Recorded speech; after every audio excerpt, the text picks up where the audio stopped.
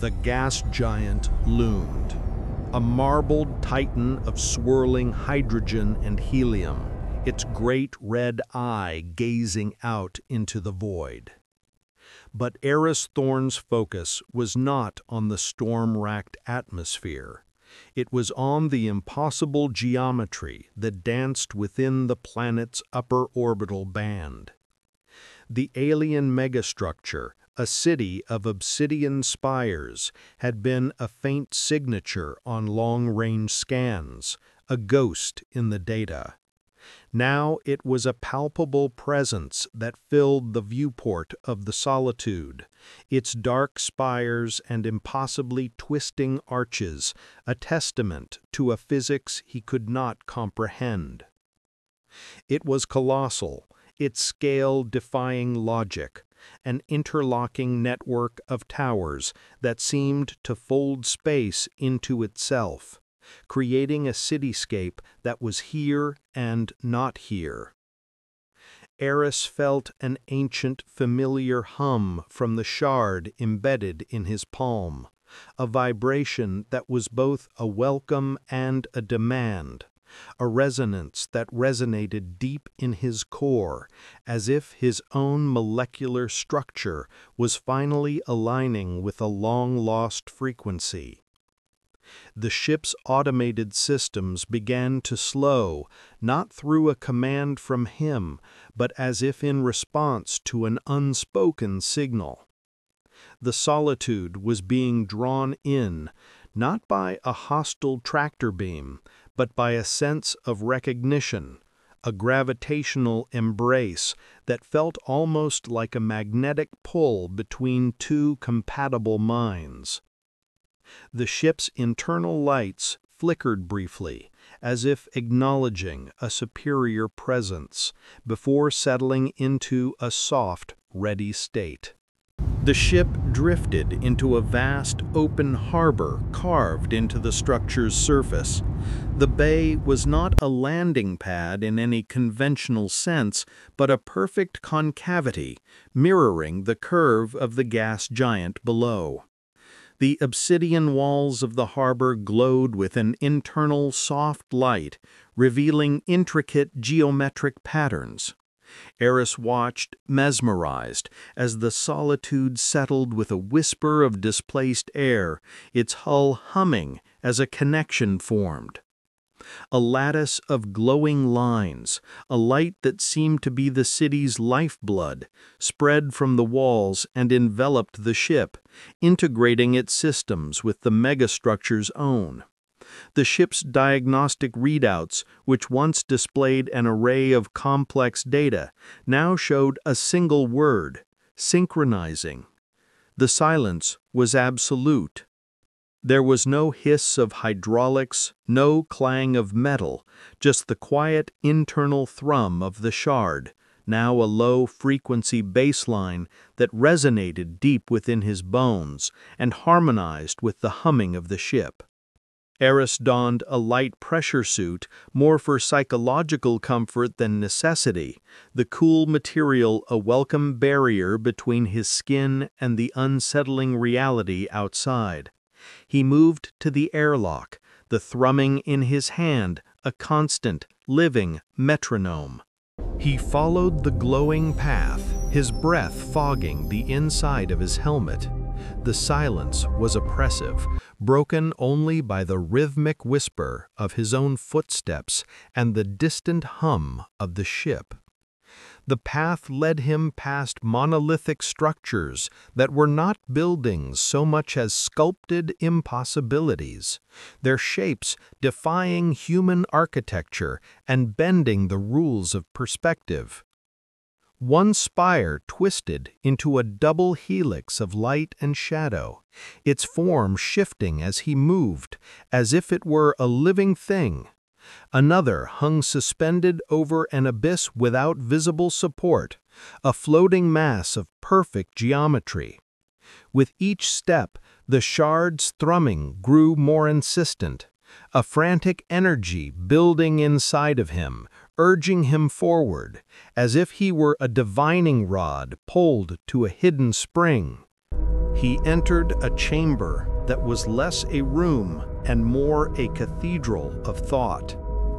The air thrummed with a low hum, and the walls pulsed with a faint violet light, giving the entire space a feeling of profound sanctity.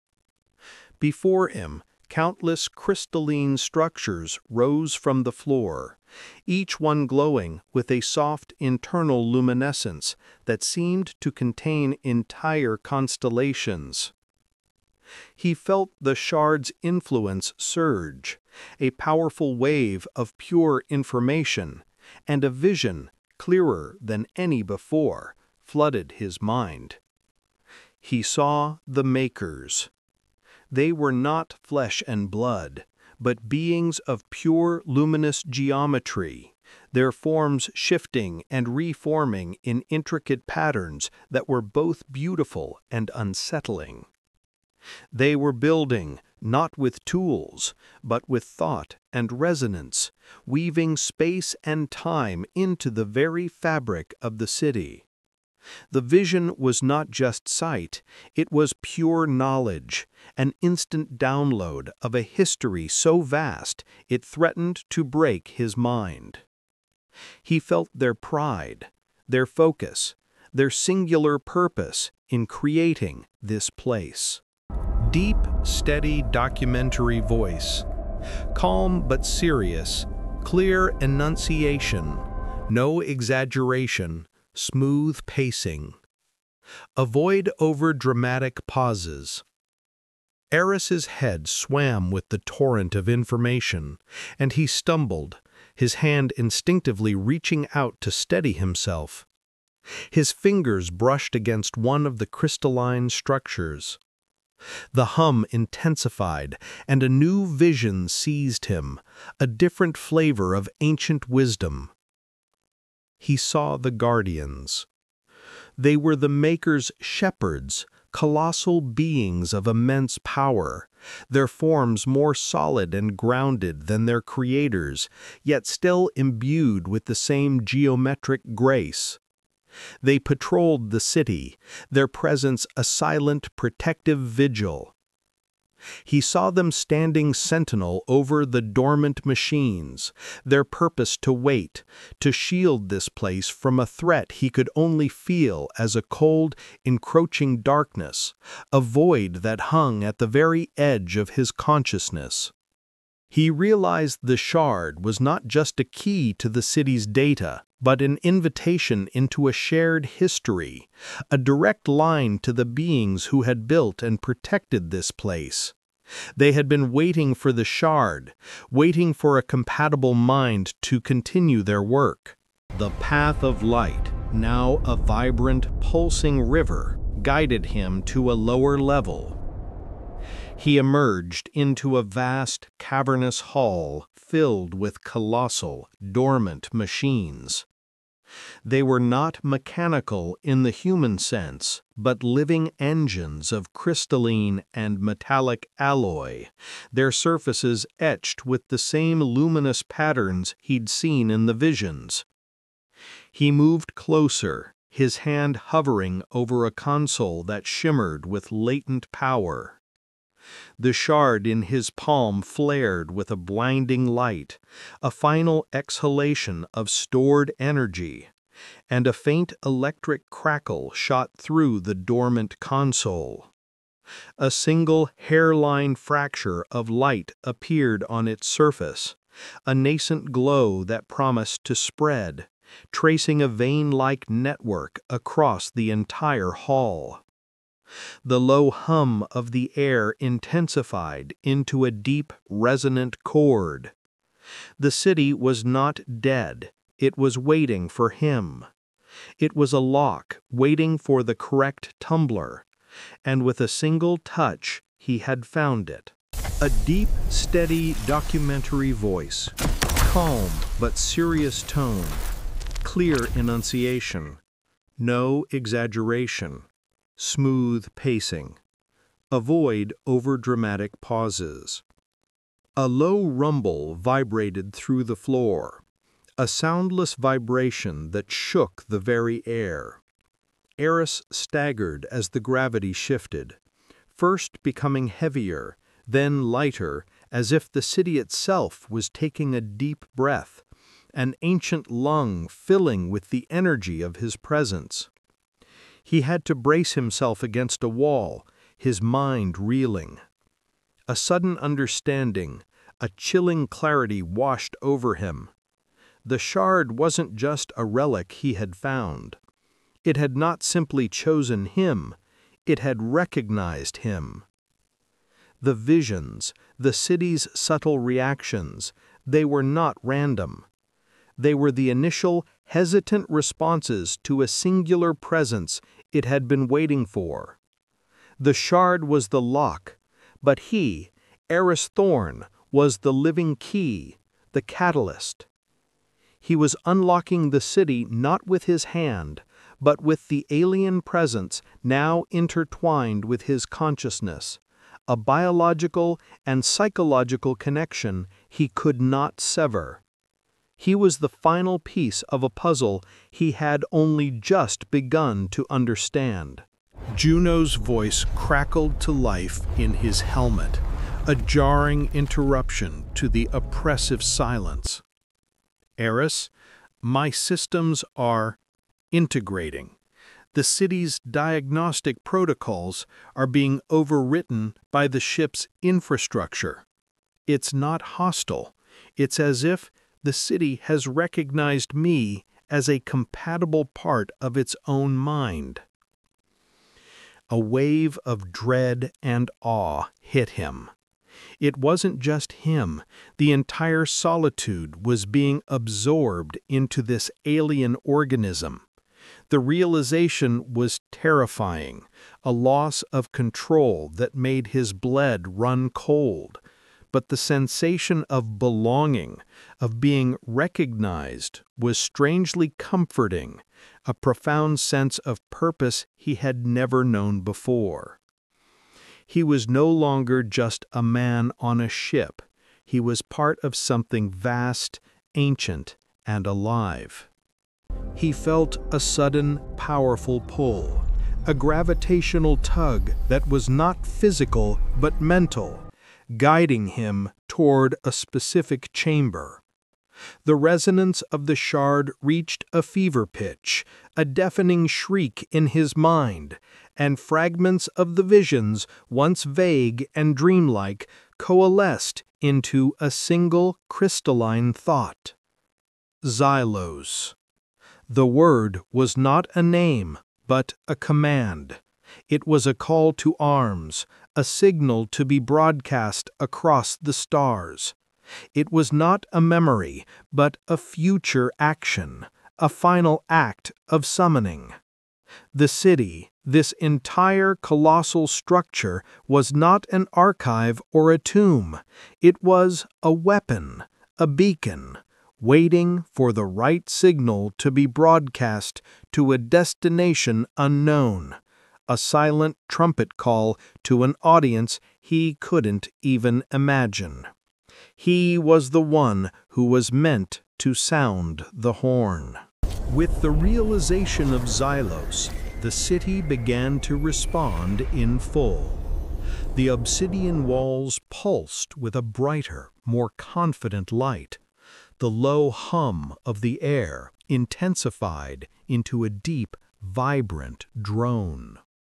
Vast, silent doors, as large as mountains, slid open without a sound, revealing deeper corridors and more complex, interwoven chambers. The low hum of dormant machines became a vibrant thrum. Spidery, glowing lines of energy raced across the walls and floors, as if blood was finally coursing through ancient veins.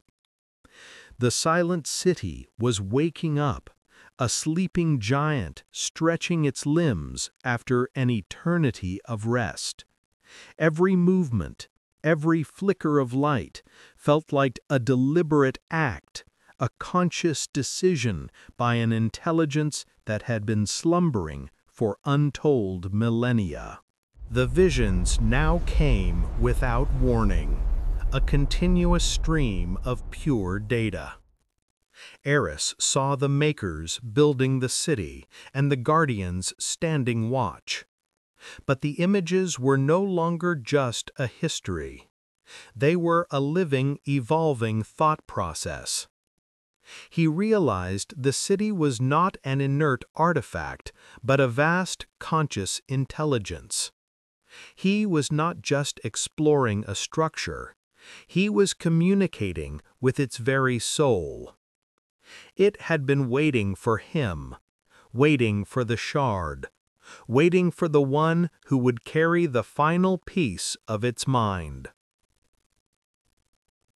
The conversation was not in words, but in a transfer of pure information, a dialogue of concepts and emotions that transcended language.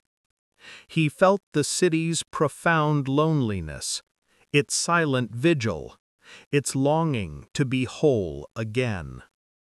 He was the missing piece, the final link in a chain of thought that stretched back to the beginning of time. The path of light ended at a vast circular chamber at the very heart of the megastructure. This room was different. There were no machines, no archives.